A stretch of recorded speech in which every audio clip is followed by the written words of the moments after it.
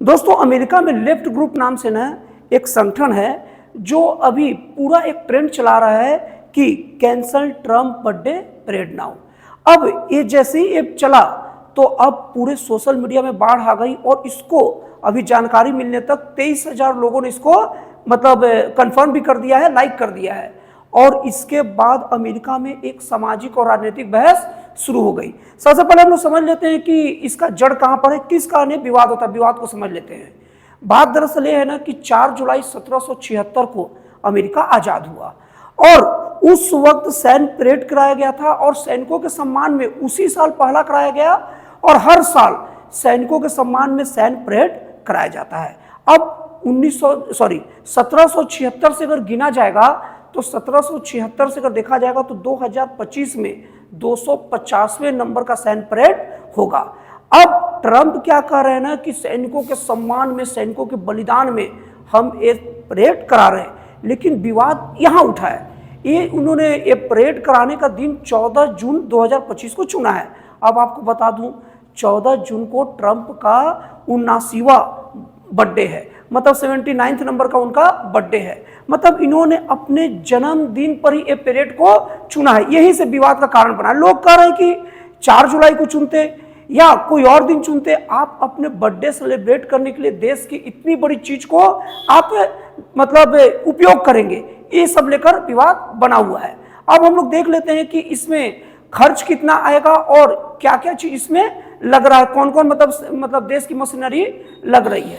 अगर इस बर्थडे में हम लोग अगर शामिल संसाधन की बात करेंगे तो 6,600 सैनिक लग रहे हैं और 150 लगभग सैन्य जो वाहन है वो लग रहे हैं और लगभग 50 विमान लग रहे हैं और इसके साथ में कई सैनिक बैंड लगेंगे, मतलब कई सैन्य टुकड़ियां भी आएगी।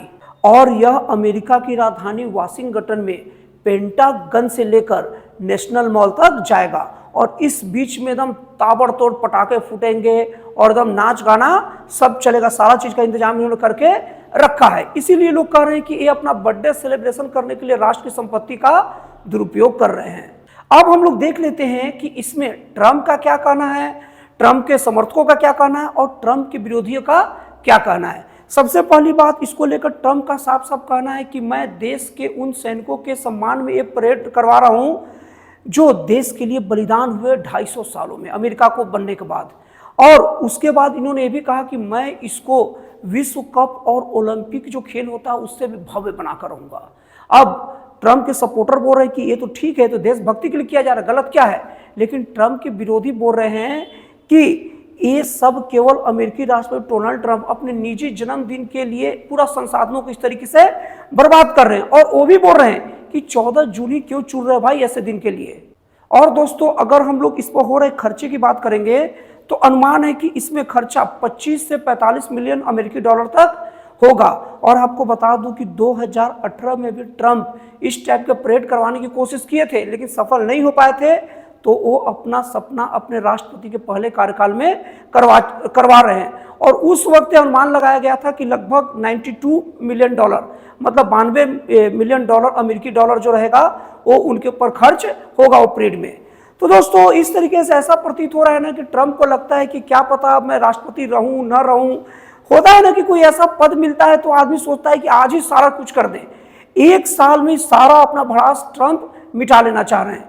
तो दोस्तों आपको जानकारी कैसा लगा, आपको एनालिसिस कैसा लगा और आप ट्रंप के जो बर्थडे को लेकर परेड हुआ है या ट्रंप का सैनिकों को सम्मान को लेकर जो परेड है, आप क्या सोचते हैं ये मेरे को बताइएगा। और आप बताइएगा कि ट्रंप का यहाँ देशभक्ति है, सैनिकों का सम्मान है या निजी बर्थडे ही मनाने का सब काम है। तो दोस्तों फिर मिलते हैं अगले वीडियो में एक नए, एक जन कल्याणकारी और एक राष्ट्रवाद से प्रेरित नए विचारों के साथ।